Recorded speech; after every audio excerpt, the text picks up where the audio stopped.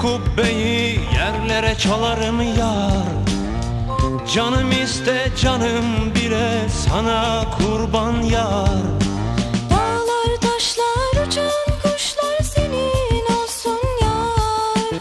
Deniz derya gökler hep yerinde dursun yar.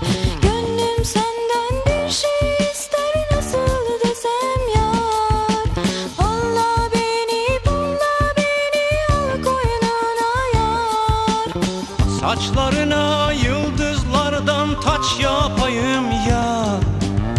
Bir nefeste güneşleri söndüreyim yar. Çıra gibi uğrunda ben yanayım yar.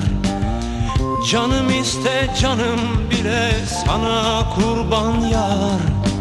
Yıldızlar yerinde güzel bırak dursun yar.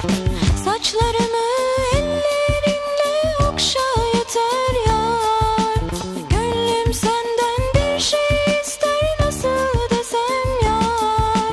Alla beni pulla beni al koynuna yar.